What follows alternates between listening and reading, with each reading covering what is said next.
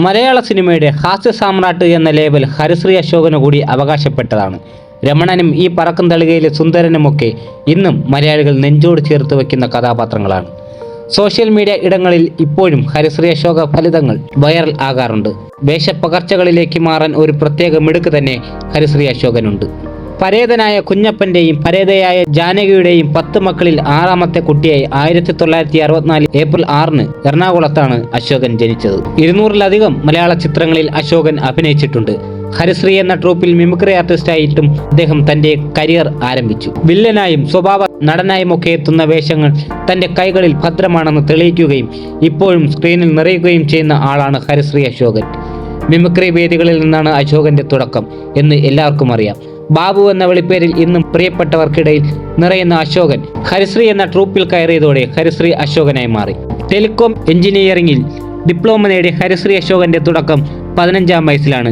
വീട്ടിലെ ദാരിദ്ര്യം മാറ്റാനായി അന്ന് പിക്കാസും എടുത്ത് റോഡ് പണിക്കിറങ്ങി. ടെലികോം ഡിപ്പാർട്ട്മെന്റിന് വേണ്ടി റോഡ് കുത്തിപ്പൊളിച്ച് ജീവിച്ച കാലവും അദ്ദേഹത്തിനുണ്ട്.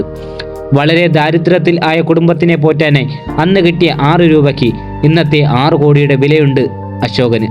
വളരെ ദാരിദ്ര്യത്തിൽ നിന്നുമാണ് കലാഭവനിലേക്കും പിന്നീട് ഹരിശ്രീയിലേക്കും അശോകൻ എത്തുന്നത്. ടെലികോം എഞ്ചിനീയറിംഗിലെ ഡിപ്ലോമ നേടിയ അശോകൻ മസ്തൂർ ആയി അവിടെ ജോലി നോക്കുന്നതിൻ്റെ ഇടയിലാണ് പെങ്ങളുടെ കമ്മൽ പണയം വച്ച പൈസയുമായി സിനിമയ്ക്ക് വേണ്ടിയുള്ള ആദ്യ യാത്ര നടത്തിയത്. മദ്രാസിലേക്ക് ചെന്നാൽ അവസരം നൽകാമെന്ന ഒരു നിർമ്മാതാവിൻ്റെ വാക്ക് വിശ്വസിച്ചു പോയ അശോകന് പക്ഷേ അവസരം അയാൾ നൽകിയില്ല. ആത്മഹത്യയുടെ മുന്നിൽ വരെ താൻ അന്ന് പോയ കഥയും ഇടയ്ക്കൊരിക്കൽ അശോകൻ വെളിപ്പെടുത്തിയിട്ടുണ്ട്. 4 ആൾ അറിയുന്ന നിലയിലേക്ക് മാറി അശോകനെ തേടി പിന്നെ ഇതേ നിർമ്മാതാവ് എത്തിയിരുന്നു. എന്നാൽ അന്ന് തൻ്റെ മധുരപ്രതികാരം അശോകൻ വീട്ടിയെടുത്തു.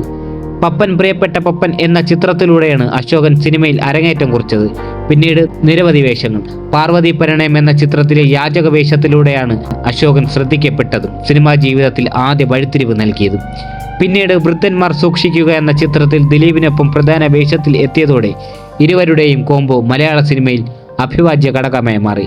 പിന്നീട് രമണനും സുന്ദരനും സുഗുണനും തുരപ്പൻ കൊച്ചിണിയും എന്നുവേണ്ട കൈനിറയ വേഷങ്ങൾ പിറന്നു. എല്ലാം ഒന്നിനൊന്ന് മെച്ചവും. ഇടയ്ക്ക് സിനിമയിൽ ഇടവേള എടുത്ത അശോകൻ ന്യൂജൻ മോഡലിലുള്ള ചിത്രങ്ങളിൽ സജീവമാണ്. ഒപ്പം ചില ബിസിനസ് കാര്യങ്ങളും നോക്കി നടത്തുന്നു. 2 മക്കളാണ് അശോകന്. മകൾ ദുബായിൽ സെറ്റിൽഡ്, മകൻ അർജുൻ മലയാള സിനിമയിലെ യുവ നടന്മാരിൽ പ്രധാനിയും. 1998 പുറത്തിറങ്ങിയ പഞ്ചാബി ഹൗസ് എന്ന ചിത്രത്തിൽ മലയാള സിനിമയിലെ ഏറ്റവും മികച്ച ഹാസ്യ കഥാപാത്രങ്ങളിലൊന്നായി കണക്കാക്കപ്പെടുന്ന രമണൻ എന്ന കഥാപാത്രത്തെയാണ് അശോകൻ അവതരിപ്പിച്ചത്. പുറത്തിറങ്ങിയ വർഷങ്ങൾക്ക് ശേഷം ഒരു ആരാധന വളർത്തിയെടുത്ത ഹരിശ്രീ അശോകന്റെ കരിയറിലെ ഏറ്റവും മികച്ച പ്രകടനമായി പലരും ഇതിനെ കണക്കാക്കുന്നു. 2003 ഹരിശ്രീ അശോകന്റെ അഭിനയ ജീവിതത്തിലെ ഏറ്റവും പ്രശസ്തമായ വേഷങ്ങൾ പുറത്തു വന്നത്. CID മൂസ എന്ന ഹാസ്യ ചിത്രത്തിൽ തുരപ്പൻ കൊച്ചുണ്ണിയുടെ വേഷവും പുലിവാൽ കല്യാണം എന്ന ചിത്രത്തിൽ തീപ്പൊരി കുട്ടപ്പൻ എന്ന കഥാപാത്രവും അദ്ദേഹം അവതരിപ്പിച്ചു. 2005 പുറത്തിറങ്ങിയ ബോയ് ഫ്രണ്ട് എന്ന മലയാള ചിത്രത്തിൽ അശോകൻ ആദ്യമായി വില്ലൻ വേഷം ചെയ്തു. മലയാള സിനിമയിലെ ജനപ്രിയ കോമഡി ജോഡിയാണ് ദിലീപും ഹരിശ്രീ അശോകനും. നിരവധി സിനിമകളിൽ ഇരുവരും ഒരുമിച്ച് അഭിനയിച്ചിട്ടുണ്ട്.